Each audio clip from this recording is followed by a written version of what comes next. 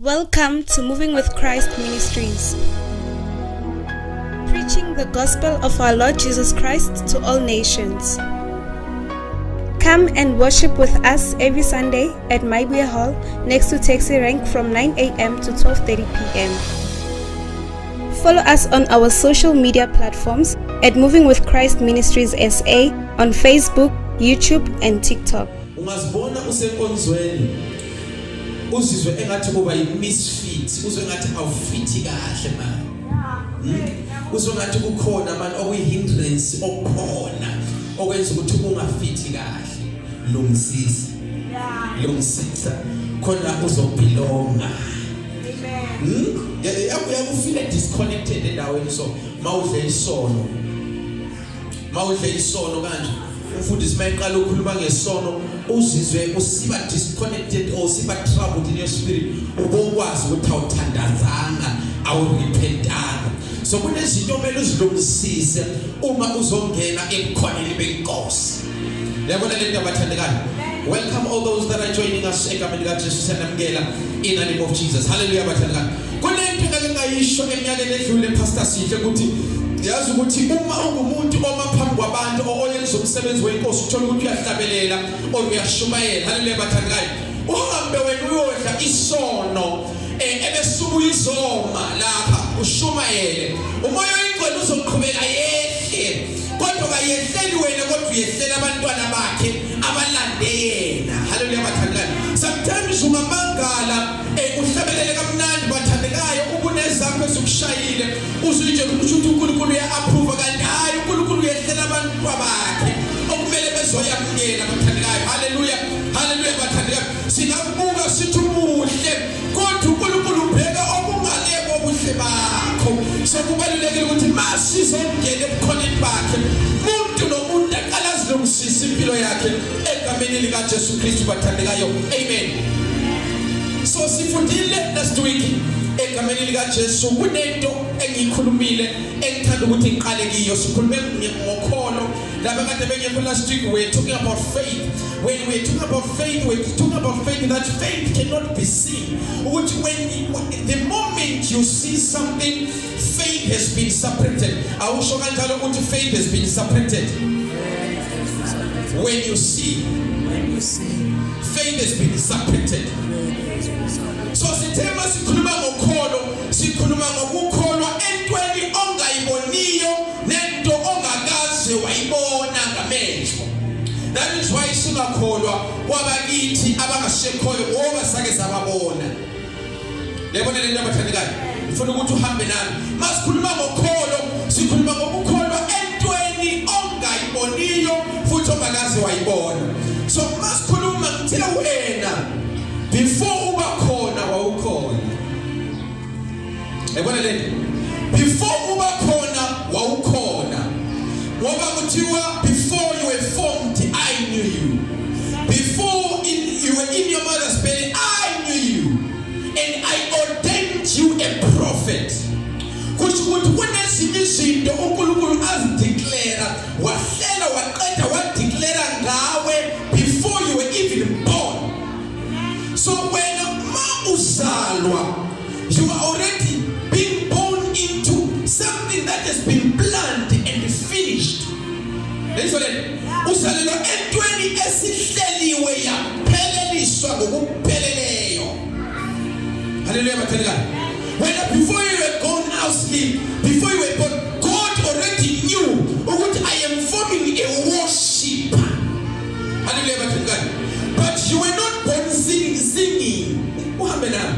She was not born singing, but she was born to sing for the Lord. But she was not born singing. But eventually lento ayizalelwe ma isikhathi sifika iyaqala ukuzimanifesta yona. Yabona lento abathandekayo. So ungabokhathazeka kakhulu about your current state in life because it's not permanent but it is temporary. But as time goes on, that situation is going to change because it was temporary. So ungabovuma isimo esitemporary ukuthi siwenzise ama decisions are permanent. Unami? Ungavumi a temporal situation to make you to make permanent decisions that are wrong and that are going to last forever. So I'm going to be talking about spirituality or spiritual matters. Genesis chapter number 3. Une system yokuthi iscripture sithi saziwa kodwa qhubeke ekhuluma into ehlukile ngento eyaziwayo o esike yafundwa. Genesis chapter number 3 verse 3 from this 2:7. Genesis 2 verse 7. Food attempt. Genesis chapter 2. Yes. Verse 7. Yes. And the Lord God formed man of the dust of the ground, and breathed into his nostrils the breath of life, and man became a living being. Hallelujah. Okay. Baba Busisa. For the words of our to Jesus Christ, Father, we pray in Jesus' name. Amen. Okay. Hello, I'm from this. This is the cause uNkulunkulu wasekudala umuntu. Ngiyazigashisa namhlanje you will feel like sleeping ungaphaisa. You feel like sleeping because it's very hot, so concentrate. Egameni likaJesu. Hallelujah. So, this is the cause. And then God created a man. Can you say God created a man? Turn to your neighbor and say, neighbor. God created a man. So after God created a man, uNkulunkulu wathatha umhlabathi bathandekayo. Wayenza umuntu ngani ngomhlabathi. Uyabona lento bathandekayo. So after emenzile umuntu ngisengakhuluma lento kaningi but ngicela umbaba kokugcina namhlanje. After umuntu edaliwe ngoNkulunkulu, umuntu wayelele phansi. Njengongasekho emhlabeni ungeza uphathwa ukuthi uvuke yo intercede lapha emuve egameni likaJesu. Haleluya bathangane kube lokho khuluma into eyodwa again and again as if ushumayela umuntu ongena earsight or sense of hearing. Okay. So uNkulunkulu after edale umuntu wayelele njengomuntu ongasekho emhlabeni like a dead body but wayeqeda ukudala. Kodwa eqeda ukudalwa kanjalo wayilele okomuntu ofileyo. Jayizwa lento abathandekayo. uNkulunkulu wabona ukuthi no umuntu vele ngeke aphile ngeke aphelele. Umuntu akaphelelanga without umoya wami. Lithi lenkosi uNkulunkulu waphefumulela umoya wakhe emakhaleni omuntu. Yabona lento abathandekayo. Waphefumulela umoya wakhe emakhaleni omuntu. Kusho ma ephefumulela emakhaleni umoya lwana wangena ngaphakathi komzimba and then umuntu wasesiba isidalwa esiphilayo. Yabona lento abathandekayo. So ngihlezi ngisho umuntu akayena umzimba esiubonayo but umuntu ungumoya ohlala ngaphakathi komzimba. Yabona lento abathandekayo. That is why sometimes mawulele wena uba uzibuza mawulele sometimes ulele endlini embhedeni wakho mara uyakhona ukuziphupha maybe use DRC noma use Ghana noma use Limpopo noma use Eastern Cape but ukuphi usendlini yakho ulele. Uzibona kanjani use Eastern Cape ekubeni wena usendlini yakho? Ngezikala bathandekayo. Kusho ukuthi is your spirit that is roaming around because umuntu ungumoya. The body is limited but the spirit is not limited. Ngezikala bathandekayo. So kusho ukuthi umzimba kukhona lapha ongeke ukwazi ukungena khona kodwa umoya uyangena. Yabona lento abathandekayo. So when God created us, the word of God says for God is a spirit and those that worship him must worship him in truth and in spirit, for God is a spirit. Can you say God is a spirit? So when God is a spirit, kusho ukuthi mina nawe we are a spirit. Isn't it? Moreover, in the book of Genesis, when God was creating us, let us make men in our image, after our likeness. Umuntu kumele afuse uNkulunkulu, umuntu kumele afane noNkulunkulu. Usahamba nami because I'm building up to something. So umuntu kumele afane noNkulunkulu. Umuntu kumele Uyayibona lento abathandekayo? So kusho ukuthi of course kunephutha elenzeka kuGenesis chapter number 3, the fall of man. Inyoka mayifika ikhuluma noEva imkhohlisa. Mfuna ukuthi ubambe something. Uyabona njengoba ngikhuluma kanje. Uyabona ngiyakhuluma ngithi bathandekayo. Mangikhuluma kuphumani? Ngicela ukubona izandla. Kuphumani? Nani? Yes, kuphuma izwi nomoya. Kusho ukuthi ma inyoka izokhuluma noEva in the Garden of Eden, inyoka yakhipha izwi elihamba nomoya. So ngoba owesifazane wayivumela inyoka ukuthi ikhulume naye imkhohlise, kusho ukuthi inyoka ma ikhuluma noEva yafaka izwi layo phakathi kukaEva. Yabona lento ngani? Yafaka izwi layo phakathi kukaEva. Ngoba mayikhuluma kuphuma izwi, kuphume nomoya wayo, inyoka wangena phakathi kukaEva. Ngoba after uEva ekhulume nenyoka, simbona uEva ebehave ngendlela okuthiwa angabehave ngayo. Ngoba ekukhulumeni kwakhe nenyoka o ekumameleni kwakhe inyoka, izwi lenyoka langena. So izwi lenyoka lande simbona kanjani ukuthi ungenwe ngumoya wenyoka. Simbona naye in as much as ekhohliswe inyoka, simbona naye ephakama esiyokhohlisa umkakhe ngoba usengene ngumoya womkhohlisi.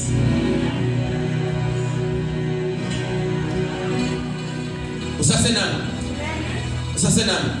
Okay, so into yenzeka uNkulunkulu bengakaqedi umuntu obengakapheleliswa ukuthi efane noNkulunkulu ncamashi. So yavela yamakhona iprocess. uNkulunkulu wathi phumani in the Garden of Eden ngoba nizoze nimoshe. But kunento eyenzakalayo in the New Testament. In the New Testament, by the coming of the Lord Jesus Christ, uNkulunkulu bathandekayo, the plan, the purpose is to restore us into the original purpose of God. Ukuthi thina kumele sifane noNkulunkulu. Sasenami. uJesu uzosirestore into the original plan. Uyabona ifoni ma ngithenga kwa Samsung ibingenawo lawa ma settings. Sometimes unokudownloada i-application ku Play Store uthi mawuthi uyali-installa liblockwe ngama settings efoni. Ebese ifoni ithi do you allow ukuthi ifoni yakho install ifile leli oludownloadileyo. Ebese wena utshintsha ama settings uthi allow. Uzothola ukuthi ifoni yakho isiya-freeze. Mawuthi uyayipressa iya-sticker noma iya-freeze. It's because when you allowed an application that was harmful to it, when I allow it. So mawubona ukuthi manje ifoni yakho iyakusokolisa, isi-slow. Ngenxa yalama settings wakho lokhu wafaka lokhu watshintsha lokhu, because uSamsung makayenze le phone uyenzele ukuthi function kahle inga-freeze. Wayenza ukuthi ikhona ukuziprotecta. But ufake nama settings ukuthi wena ma ungayifuni protection yana uyikhiphe uthi do not allow. Yabona le ndaba phela. So wena usutshintshile ama settings efonini yakho. Ifoni yakho isuqakile isiya-freeze. Akusiyo lento wayithenga uyifuna. So mawubona ukuthi lento isiyakuqala, you go back again to the settings of the phone. When you open your phone settings and you scroll down, uzobona lapha yana vula ifoni yakho vula. Let's be practical. Vula ifoni yakho. Ivule kuma settings. When you open your phone kuma settings lapha yana kunento ebhalwe restore factory settings. Kunento ebhalwe restore factory settings. So ma upressa lapha ku restore factory settings nansi ila ku system under system. Kusho ukuthi when ma ungena ku system system uyanikezwa i-option yokuthi reset to factory store settings. Kusho ukuthi ma uyi-reset, it doesn't matter how much settings you have put in that phone. Izobuyela kuma settings amasha awaka Samsung. Yabona lento bathandikayo. Ebese uqala phansi lokho sithi accept uyisetha kahle as a new phone. So when Jesus comes into the picture, he comes to restore us into our factory settings. Over weminyaka engama thousands and thousands, besisesandleni sesitha esinguSathane. uSathane lokho entshintsha ama settings kaBabunkulunkulu empilweni zethu. Hallelujah bathandikayo. Kuthiwe isnefu asibhenywa uSathane ethi allow. Kuthiwe akujolwa uSathane ethi allow. Kuthiwe akujontshwa uSathane ethi allow. He is messing with the original factory settings of God. And then Jesus comes into the picture. When Jesus comes, he comes to restore us into the factory settings of God. Kusho ukuthi sibuyiselwa ekufaneni noNkulunkulu ncamashi.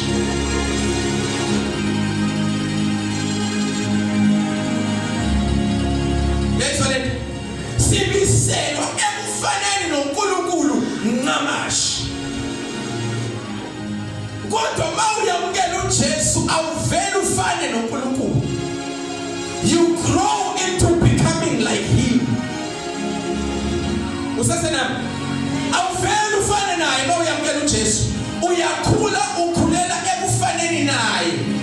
That is why sithandaza. That is why sizilukudla. That is why sifundisa lenkosi. That is why sihlala phansi sifundise izwi, because we have to grow sifane naye. Uyabona njengoba ngikhuluma kanje, I am speaking the word of God. Njengoba ngikhuluma ngivula umlomo kuphuma izwi. And the izwi leli liphumayo aliphumi lodwa, but kunomoya eliphuma nawo.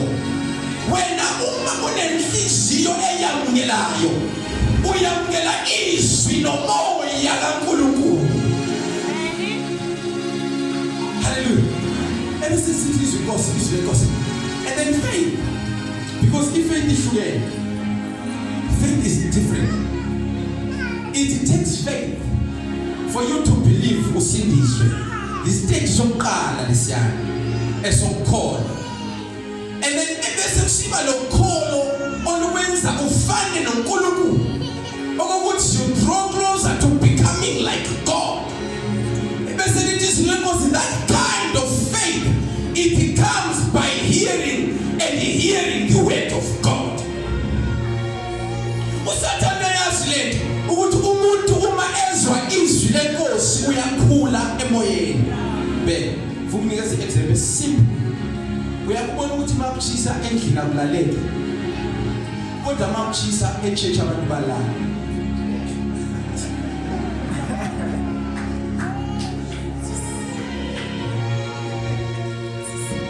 Power. Cabanga nje uyicabanga lento. Uzibuza ukuthi kwenzakalani. Endlini akulaleli. Uyakuzibhokela amapijama wakho light angashisi. Manje uthola ngqondo isudu kanti kodwa ngiyachiselwa. But ngiyalala kuchisa. Kodwa endlini lokhu kuthonga. Mase kumele ngibulale kuchisa abukho. But church ngoba uSathane uyazi ukuthi wena ungezwa izwi impilo yakho izotshintsha ubupha ukuthonga.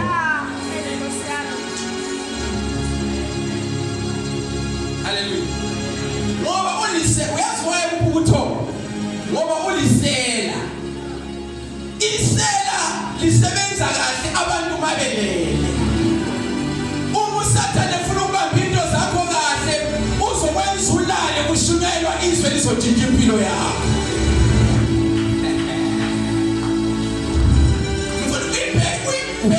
Uyibheke indaba yezwi inamandla. Uyibheke indaba yezwi inamandla. Ngiyathanda umfundisi ngubani uSimanga. Uthi umfundisi uSimanga lonke izwi linamandla okutshintsha. noma livela kuNkulunkulu noma livela kuSathane kodwa as long as kuyizwi it does something.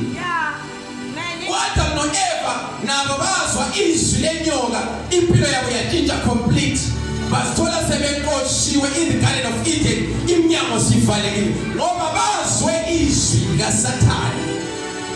Yabona lento mthengane. So if uAdam no-Eva kwavaleka iGarden of Eden ngenxa yokuthi bazwe izwi likaSathane, wena mawungezwa izwi likaBaba uNkulunkulu kunyenzakalani yakho empilweni?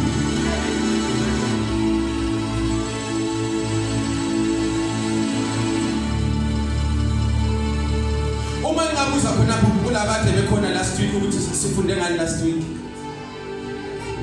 Ngicela ukubona izindaba zalaba ngoba kunento engifuna ukubuzayo.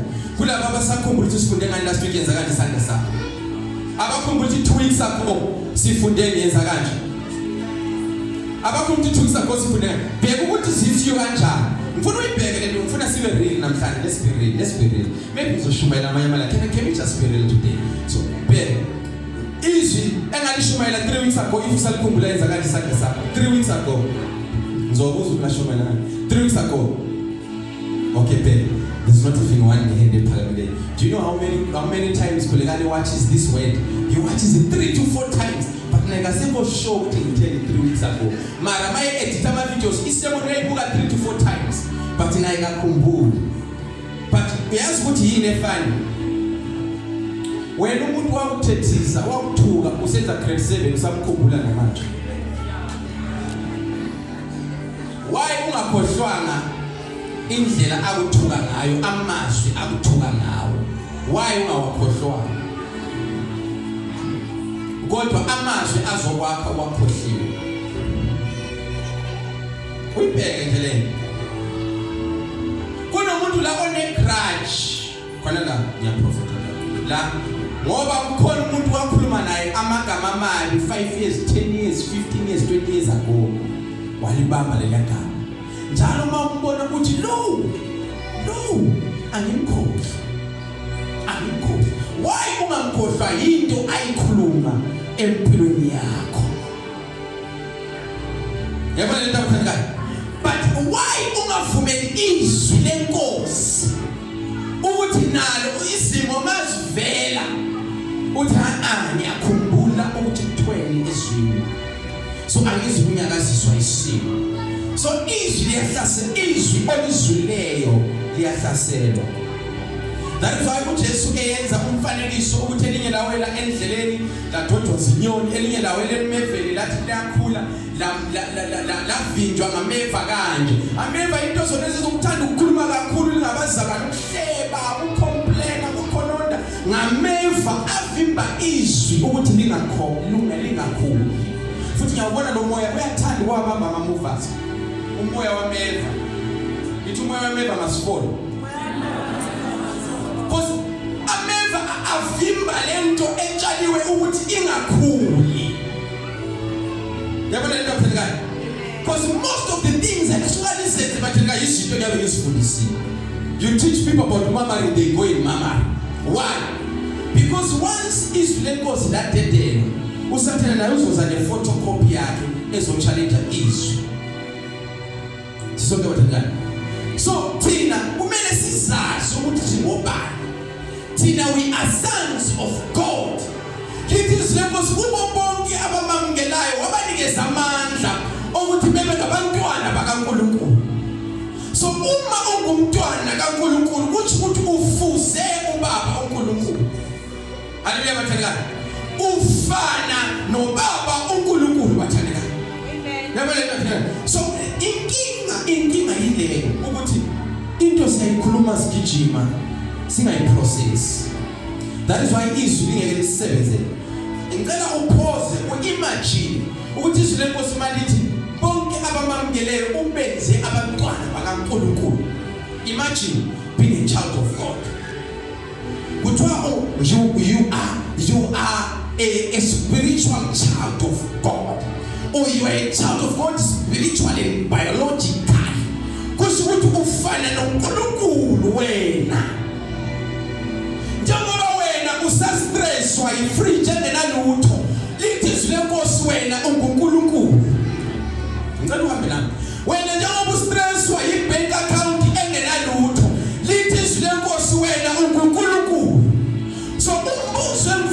uzibuze wona ukuthi if uNkulunkulu beyimi wezoyenzani na. Ebese kubisela back into the book of Genesis chapter number 1. And it is lenkosi umhlaba wawuenthungenalutho.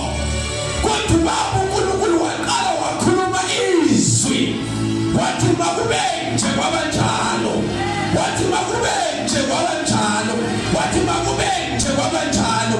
Bazalwane kuyadinga ukuthi ukukholwa kwakho ukuchallenge and put it into action. Uthi unena plan ye-grocery kodwa uvula ikhabothi uthi declare ama-rice la, declare ama-flour la, declare ama-mayonnaise la. Ngegama likaJesu, you are speaking by faith. You are exercising your faith. Ngoba lithi izwi lenkosi ukukholwa okungenamsebenzi kufile.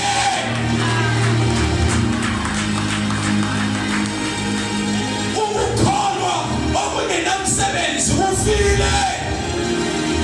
Ingabe uyakholwa nawe namhlanje? If uthi uyakholwa, iphi imisebenzi yokukholwa wakho? Iphi imisebenzi yokukholwa wakho? If ungakabi nemisebenzi yokukholwa, uyena ezwini lenkosi.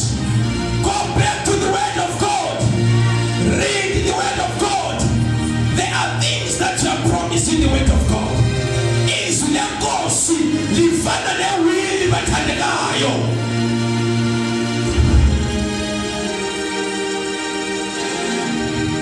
Kunezethembiso la. Kunezethembiso ezilangulungiswe la. From Genesis to Revelations, there are some promises that are here. Izethembiso. uNkulunkulu ethi ngizokwenza kanje, ngizokwenza kanje, ngizokwenza kanje. Yiwile kaNkulunkulu. But kunento engithandayo ngewili. Yabona into thengane. Kunento engithandayo ngewili. Ngingayibhala iwili. Ngithi mangifa ukhulekani uzothatha isodium green. As long as ngisaphila ukhulekani ngeke ayibone isodium green noma efuna kanje. Sasena noma esibona esibhithi ukuthi ngamfanela kanjani. As long as ngisaphila isodium green ngeke ayithole. Kumele ngiqale ngife ukuthi ayithole. Njengoba leyi kuyiwili kaBaba uNkulunkulu bekuphoqa ukuthi uJesu afe ukuze thina sithole izethembiso zethu. Endebebe uyazi endeni. I know I'm prophesying to somebody. I know I'm talking to somebody. Endeni kunabomalume labana basileyo labana abanenhliziyo ezimbi. Ngale njalo izandla ngomalume onothando.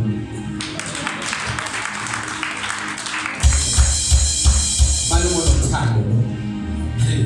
But emdeleni kuvamise ukuba nabomalume nabobamncane abanenhliziyo ezimbi. Ukuthi usefile ubhuti noma usisi. Kunokuthi umalume agcine ingane ezikasisi wakhe. Ase umalume sisiyongena endlini ethi indlu kasikadade wethu lengiyayithatha. Indlu yomfowethu lengiyayithatha. Uthola ukuthi abantwana abanawo amandla okulwisana nomalume ngoba unamandla umalume kunabo abantwana. Umalume usehlala endlini ngenkani abantwana abanikazi bendawo sebehlala emarumini phandle. Yena sehlala emain house. Umalume nobamncane. But when the issue goes to the court of law, when the issue goes to the court of law, abantwana befike bethi umalume uyasihlumeza endlini kamama. And umama wasenzela iwill nansi. Noma kuthiwa umalume unamandla kangakanani, the power of authority will not allow malume to continue staying in that house. Eqinisweni eqinisweni mathandekayo. Let's go read. Eqinisweni. uSathane unamandla udlula thina. Mina nawe. Hayi uJesu wethu. Unamandla udlula mina nawe ngaphandle kukaJesu. uSathane unamandla usidlula sonke. But into esenza sigcine sisiba namandla ukudlula yena is the will of God in the Lord Jesus Christ, that we've been born and become sons of God. So maeza ezosetusela njengabomalume thina sikhipha iwili yasekhaya ezulwini sithi kulonjiwe ukuthi singaphezu kwabanqobi, sithi kulonjiwe ukuthi akekho ongasilimaza, sizawunyathela phezu kwenyoka nofezela, sizawusiluma amaphoyiseni angasilimazi, sizadla ukudla okungenapoison, okunepoison but ngeke kuze kusibulale.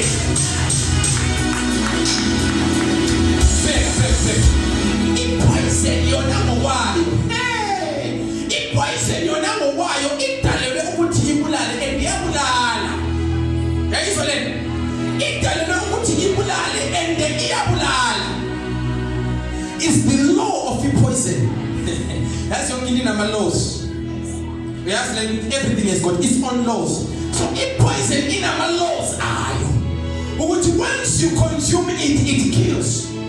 No matter way good one because it's the law of the poison. But when it is Lagos is about the poison, sing a poison.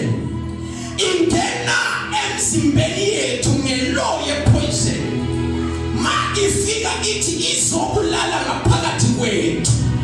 Ithola ukuthi there is already a bigger law inside of us. Umthetho wanamandla udlula umthetho wepoison, and the bigger law paralyzes the power of the poison. Khona ukuthakatha ngempela bathandekayo ungathakatheka khona ngempela ungathi cause bakhona abakanya abagijima abathopa amaphepha la bengazi uthola iyahleka yedwa yagijima yaxoxa yedwa uthakathiwe. Lento ibonisa ukuthi ngempela ukuthakatha ukuthi umthakathe kawuthakathe uthakatheke. But manje when it comes to us thina impilo zethu zilawulwa ngomunye umthetho ohlukene, umthetho othi wena awuthakatheke. Lemkhumbula uprofethi lwana owayethengwe isitha ukuthi ahamba yoqalekisa uIsrayeli. Mayevula umlomo wakhe ethi ezama ukuthi ngiyakuqalekisa Israyeli athi ngiyakubusisa Israyeli. Mayevula umlomo ezama ukuthi ngiyakuqalekisa Israyeli athi ngiyakubusisa Israyeli. But what kanti wena wenza sikubhadele phela wena? We paid you money ukuthi soqalekisa labantu wena lokho uthi ngiyakubusisa ngiyakubusisa. Wena sithi hey, you will not understand this. You cannot guess what God has blessed. In as much as I have been paid, in as much as I have done this before, and why so I is supposed to say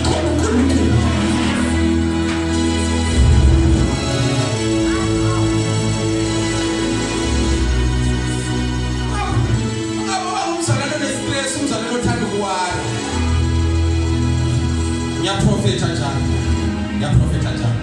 Ngiyazi ukuthi bakhona abantu ukuthi ungabona ngathi impilo yakho azikhiphi manje uthi ayikhona uthakatha. Ukhona umgangelayo. Mawubona ngathi azikhiphi uthi hayi lokukhona. Lokukhona uthatha inhlanhla yami. Sebenza ngenhlanhla yami.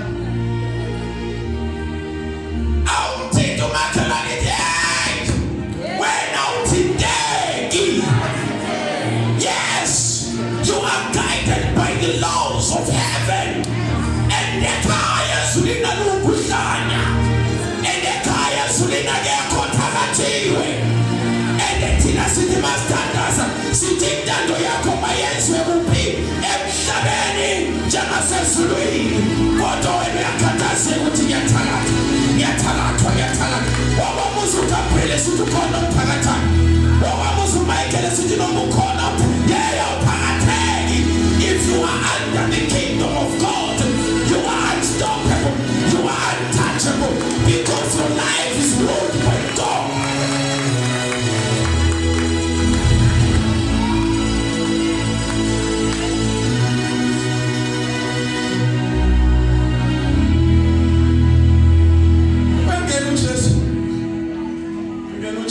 uJesu wasebenza ayenza imisebenzi yamandla, athethelela abantu izona, evusa abafileyo lapha abagulayo. Hey, bathi abantu wena waye uzenza uNkulunkulu. Zwana utshela ngabantu abaphethe amabhayibheli, amapriest, abantu ababeyazi iOld Testament yonke beyikremile, bekwazi every comma of the law babeyazi beyikremile. Bazothi wena uzenza uNkulunkulu wena. Wayikhuluma kanje. uJesu akayiphikisi ukuthi usenza uNkulunkulu. Uthi kanti iBhayibheli leli elithweleyo lithi alisho yini na ukuthi lingoNkulunkulu?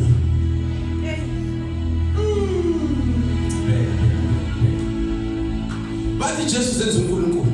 Uthi Jesu kanti iBhayibheli leli wena longumpriest, leli iBhayibheli olithweleyo alisho yini na ukuthi wena ukuthi lingoNkulunkulu? Is there in the Bible? The Bible says we are gods. So now when they see Jesus bathi uzenza uNkulunkulu, uJesu uthi kanti iBhayibheli lelo olithweleyo alisho ukuthi ningoNkulunkulu.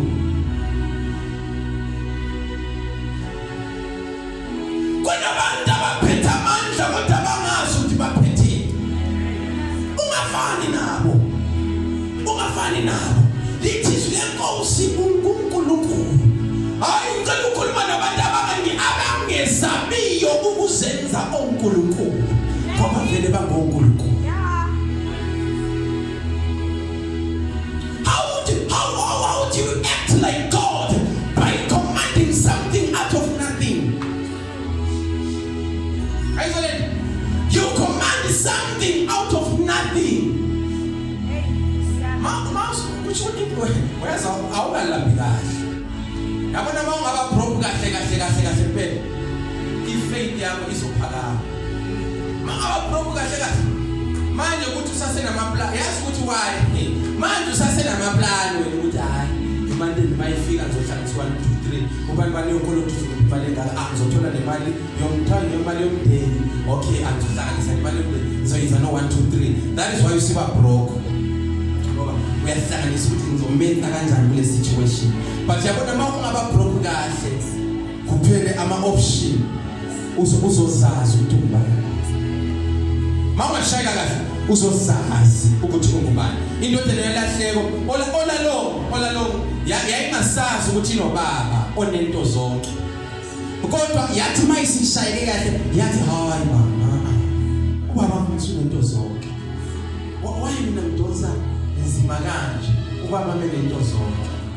Hayi ngiyabuyela kubaba. Yabona mawusushayeke kahle impela usushayeke kahle, ifaith izovuka phakathi kwakho. Uzoqala ukuhlanya lothando okungcwele ekuthandayo. Thina sizinhlanya zikaJehova bathandanayo. Thina sizinhlanya zikaJehova. I remember the story of Kenneth E. Hagins. Uthi wangena esibhedlela umfundisi indoda igula ibhlakwe imshini umfundisi wabekhipha inkala kade esibhakela phezu kwesigulane. Imshini yathi kodwa sembulile umuntu umfundisi. Ushaya isigulane inqindi esifubeni sivele sesigulane sefile. Wabesekho umuntu akhethi. Shawe isibhakela. Kusho ukuthi umoya wathi only demon okumgulisa yahleze esifubeni dabula isibhakela. Shaka isibhakela idemon lapho. Ngizama ukutshela ukuthi thina siyahlala. In short I'm trying to tell you ukuthi thina siyahlala. Yabona lento afika. Thina sikhuluma something out of nothing. Kube khona into. Yabona lento afika. In science, if you take nothing and mix with something, the results remain the same. But thina we are able to take nothing and speak something into nothing. Kuphume something different. le bathandekayo ngoba thina siyahlala thina sizinhlanya zezulu thina sihlangela uJesu thina sihlangela uJesu la mama uhleli phandle lapha umuntu adlule ekhuluma alikhuluma dansa manje sawubisela ehamba yedwa ekhuluma ngipha zokuba uzobheka ukukhuluma ngobani uzothi kanjani uyahlanya awukho wrong. Do you know ukuthi inhlanya zicabanga ukuthi thina siyahlanya?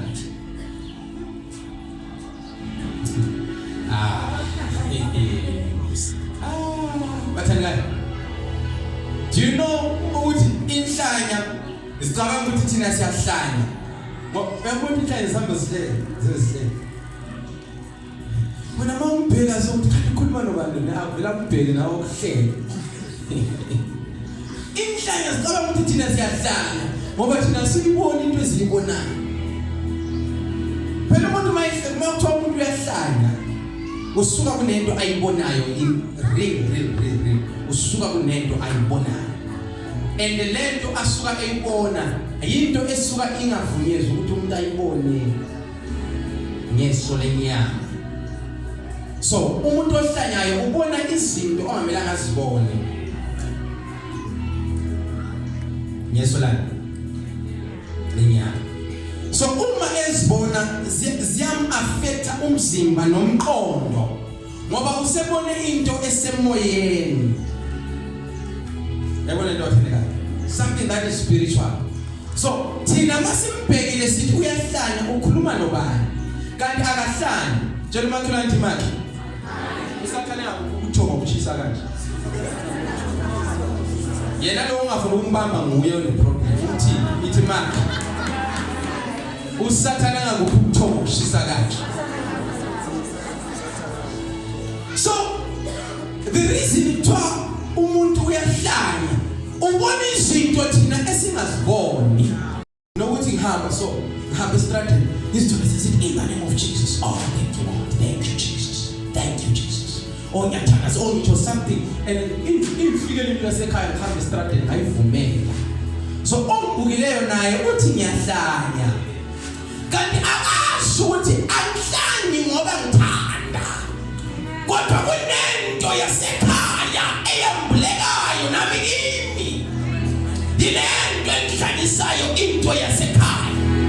But manje thina sihlanya ukuhlanya okuhle ngoba lento esihlanyisayo sayikhona ukuyibringa into existence.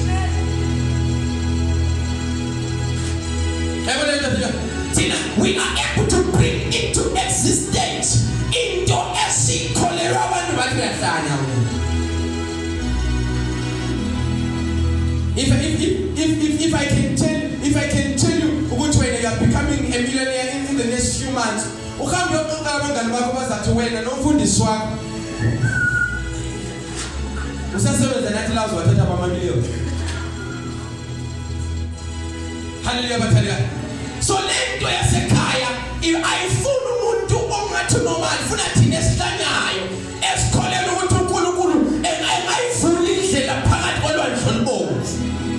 Thina esikholela ukuthi uNkulunkulu engenza a way out of poverty. Thina esikholela ukuthi uNkulunkulu can transform our lives by just speaking a word. Lento ifuna thina esihlanyayo. Lithi lenkosi enyimini uPeter wayeboshiwe esentolongweni efalelwe kufakwa nogada emnyango befalile. Ibathandekayo ekhathi yokuthiwa uPeter uzobulawa kanti njengoba efalele entolongweni bathandekayo kukhona abantu abahlanyayo somewhere behlanyela uPeter abathi ngegama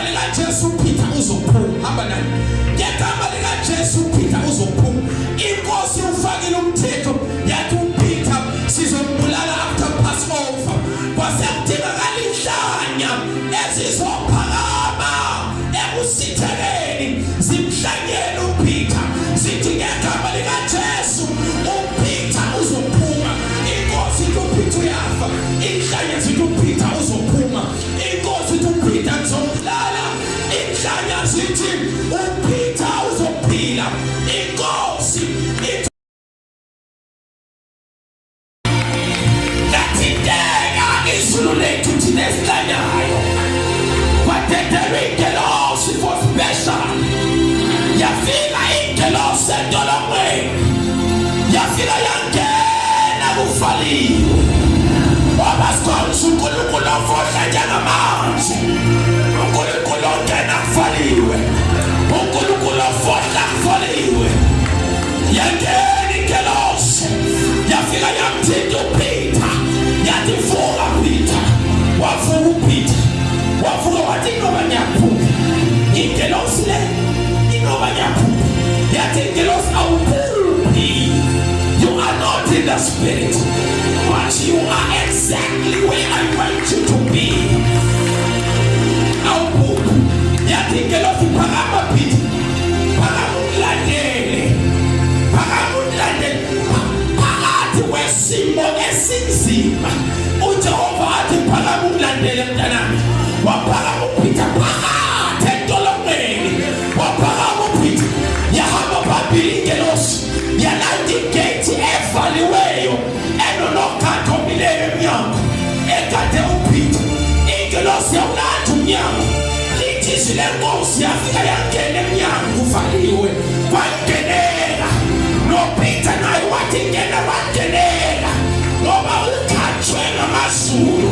Lithi izwi lenkosi bangena kuvaliwe baphuma. Badlula unogada. Egadile bamkhula. Mamela ngiyutshele. Kukhona bagade impilo zakho. Bazozana begade umoya suphume kudala. uNkulunkulu wethu ufona njengamanzi.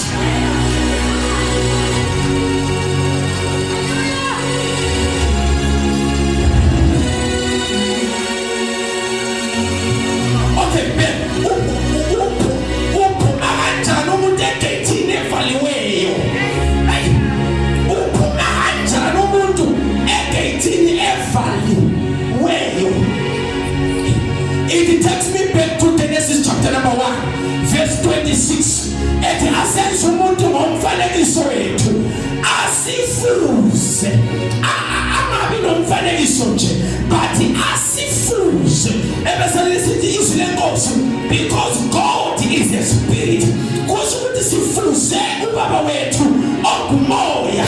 In as much as Peter is wearing a physical body, but now, because he has got a relationship with God, he is no longer a man of a physical body, but he is now a spiritual man. Yengakwazi ukudlula as a spirit.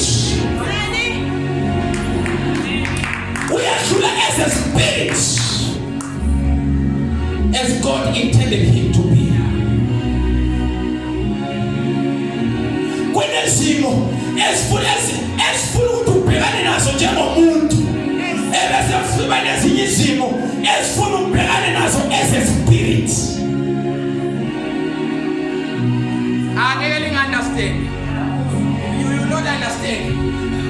When I tap into the spirituality of things. Okay, let us look at Philip. Let us look also Philip. Wayehamba ujeni yakhe ayakiyo. Uma ehamba wadibana nomInoko efunda iBhayibheli. Lithi izwi lenkosi liyandoda yayifunda iBhayibheli. Kodwa inga-understand into eyifunda. uNkulunkulu wathi kuPhilip, Philip ngiyazi ukuthi uyaSamuel.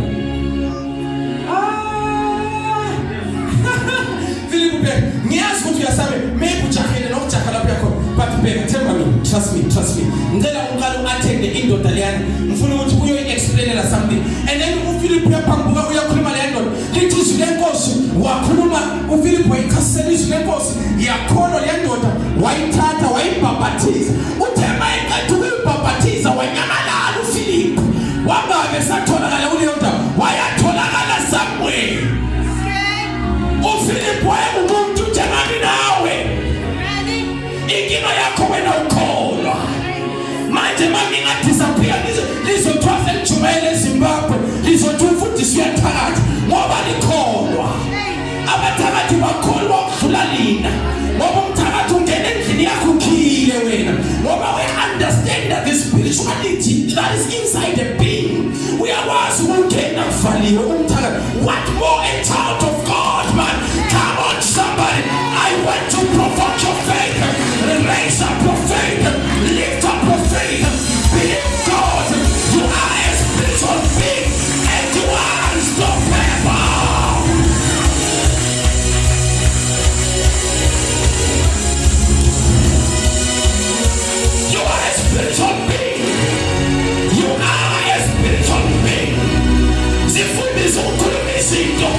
in the spirit zenzeke. Ukukholwa okungenamsebenzi kufile. Ngifuna amakholwa azosifezela imisebenzi yokukholwa. Come on, someone, I'm here to tell you, lift up your faith and believe. He will never disappoint you, but he's gonna come through for you because he's a God who is faithful and true to his word.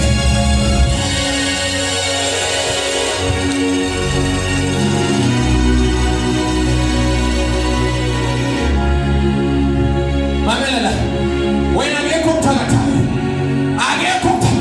you just need to be spiritual enough. You just need to be spiritual enough. You just need to be spiritual enough. We will touch on a risk of faith. I'm a risk of believing God. Which I know bakona bangifakela umenqo. I know bakona bathi sizoke sibone. Mamela ngimtshele sebe prophet yakudala bathi sizake sibone vele basobona ngoba lithi iBhayibheli he prepares a table in the presence of my enemies so that they can see. So bathi sizoke sibone baya profeta bazolibona itafula lakho when attack goes.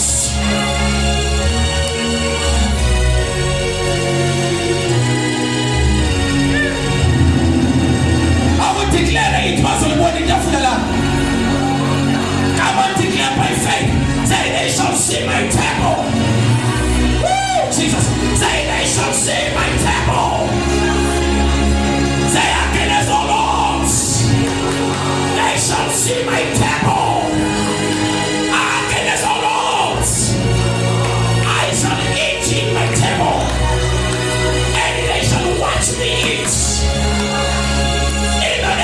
Jesus.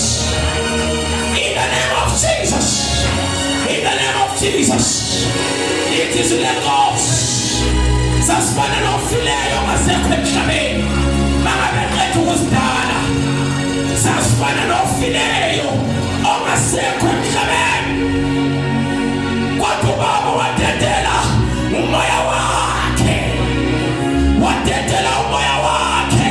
Phezu komzimba ofile. Umzimba ofile waphila.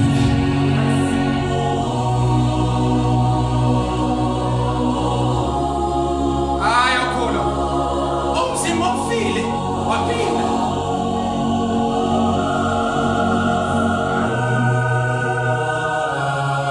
Babe, if there is one thing that I want to do in this season is to challenge your faith. Lento eyenzeka kuGenesis 1. Ayidinanga kuGenesis 1.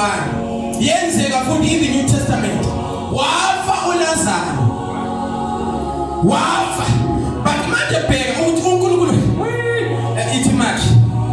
Because uNkulunkulu wama levels.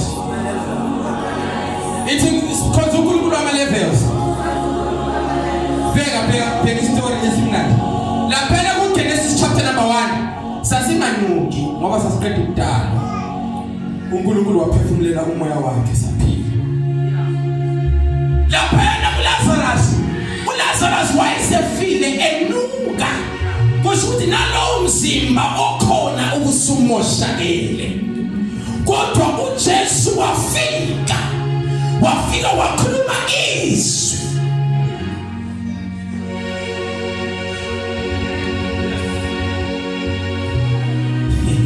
Akathi Lazarus ngiyakuvusa kwabafileyo. Akasho ukuthi Lazarus ngicela uvuke. Akasho ukuthi baba ngicela ungivuse uLazarus. But uJesu ukhuluma njengoNkulunkulu onamandla. Uthi Lazarus phuma. Ayinandaba ukuthi ufile uyanuka. But zwana izwi lenkosi ngithi Lazarus phuma. Ngoba izwi lenkosi malukela khulunywa liyenza izinto ezingenandlebe zizwe. Akazi noma yamba. Uma izwi likhulunyiwe nento ezingenandlebe ziyalizwa.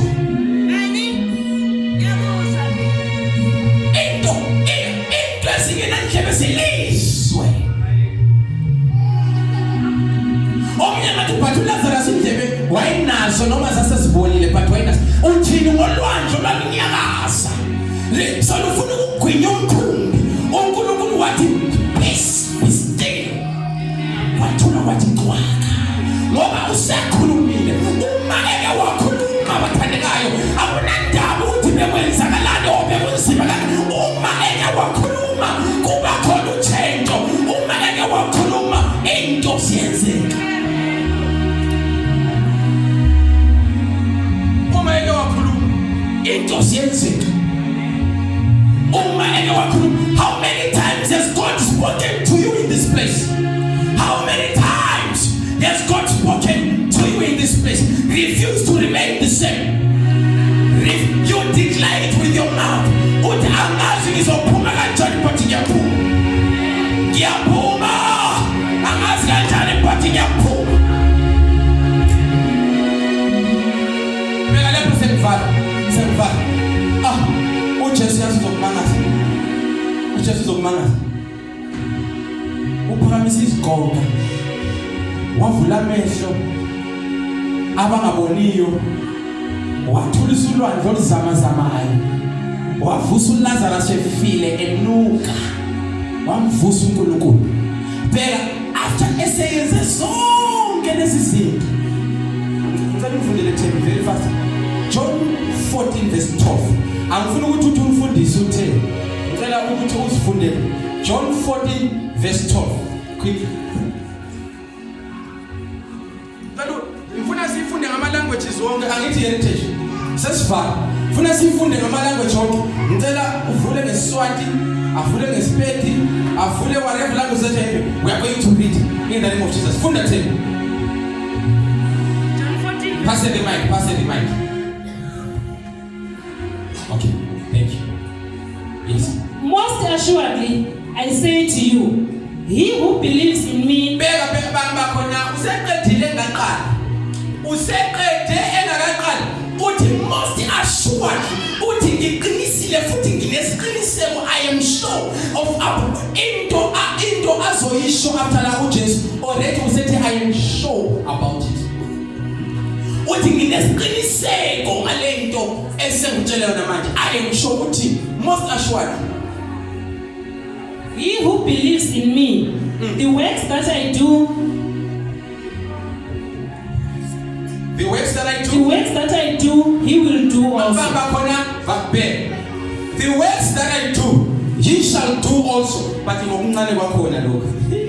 Uthi lento ezenzayizokuvusa boLazarus, vula amehlo abantu abangaboniyo, thandazela abagulayo besile, ngikhuza ulwandle lungiswe. Uthi imisebenzi engiyenzayo nawe ungayenza. But lokho ngokuncane kwakhona, zwala ukhulu kwakho uthi.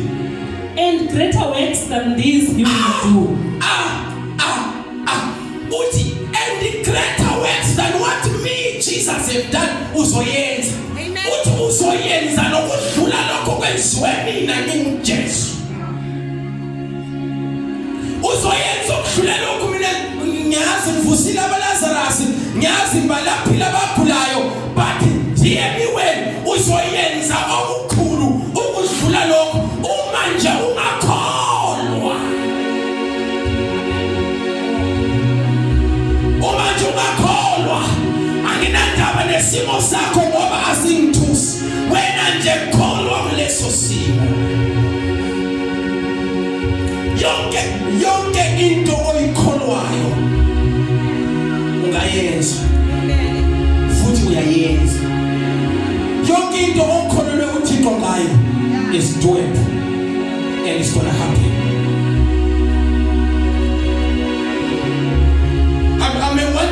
I'm one man who believes God like nobody's business. If you not fire to scream, these are the things that I'm believing God for. Also, ngiyahlanya kanti vele uqinisile ngiyahlanya. Ngihlanyiswa into yasekhaya. Ethi uma ngingakhuluma into izoyenzeka ngoba amandla okuphila nokufa asekini.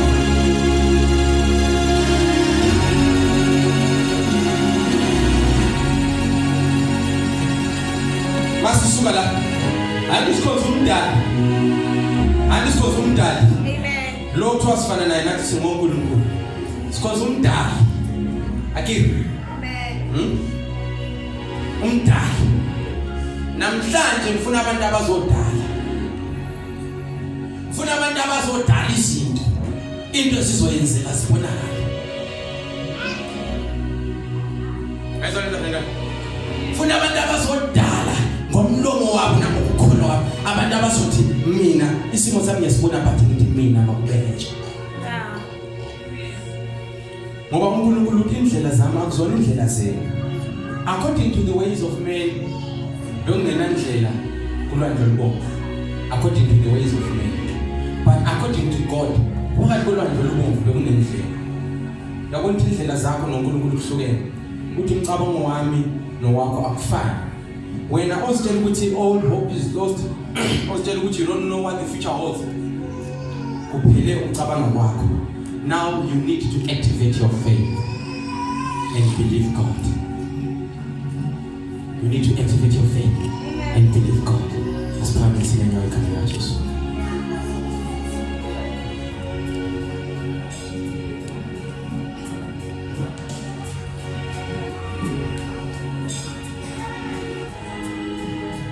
Alakhe sebelele sizobona khona. Vuso setela ngwakho nje befundise sesimi. Vuso utshela ngenze uthakazo wakho. Ngilindizwe. Hallelujah. Hallelujah. Hallelujah. Hallelujah. I believe God. And I want to challenge your faith to believe God.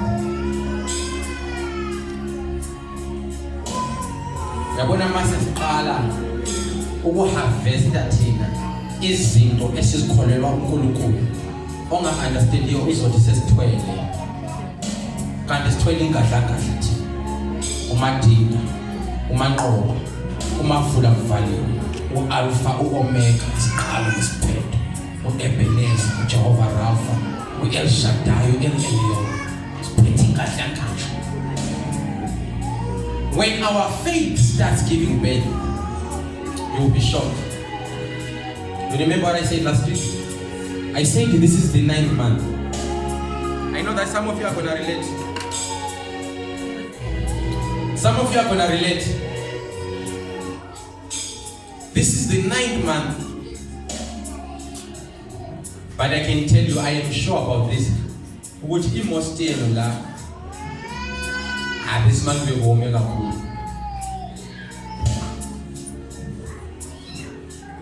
Hallelujah. Mau broke kakhulu. Umubone ezilingo ulinga kakhulu. Hallelujah. Do you know why? It is the 9th month. The full term of birth. So lento oyizwayo akuyona ipain ezokubulala. But ngama labor pains azodeliver into oyikholelwe kuThixo throughout the year. Lento ukade uyikholelwa uNkulunkulu for the past 9 months ingenzeki. Lesikhathi sokuthi yenzeke manje. So embrace those pains and embrace those challenges. My wife was pregnant 2 years ago. And we were waiting. And in 9 months besishayile and besine wari. Ayikho into ebengikhalela njengokuthi ngizwe unkosikazi wami sithi so kubuhlungu. Miss call. Le miss call. Ayikho into ebengikhalela njengokuthi umuzwe sithi I'm feeling pain. Labor pain. So as long as man ngithole chai smile kungekho ipain ayizwayo bekusho ukuthi umusa usasekude kabi ukubuya. But the moment iqala ukuthi I'm feeling pain kusho ukuthi umusa uyeza. So now I don't know what pains we've been experiencing or going through. I don't know what challenges we've been facing. But lokuhlukumezeka lokukhathazeka okunakho ngeke ukhuluma nomuntu okholwayo because if awukholwayo uwese isikhathi sakho sizalana namhlanje lokukhathazeka lokubuhlungu that you've been experiencing labor pains, and I'm speaking prophetically, something is coming upon your life. Something is coming upon your life. I'm sure. John 14 verse 12. Assuredly, I assure you, I'm sure about it. Something is coming upon your life. And I assure you, something is coming upon your life. Do you know what you have to do now? Keep the faith. Keep the faith. Because the devil is going to make you lose faith, but keep the faith. Keep the faith. Turn to your neighbor and say, neighbor. Keep the faith. Keep the faith. Say, I know. I know. You're about to give up. You're about to give up. But keep the faith. Keep the faith. I know. I know. Nothing has been happening. Nothing has been happening. But keep the faith. Keep the faith. I know it's hard. I know it's hard. I know it's painful. I know it's painful. But keep the faith. But keep the faith. And you shall see. And you shall see. Keep the faith. Keep the faith. And you shall see. And you shall see. Keep the faith. Keep the faith. Keep the faith. Keep the faith. When I say having somebody, when I do life, I get is when I never the Spirit of God. He's been saying, give the word a chance. That is what it is. Give the word a chance. I need you to touch at least 3 or 4 people. Mama has a routine. Congratulations. You deserve it. 3 or 4 people. Congratulations, you deserve it.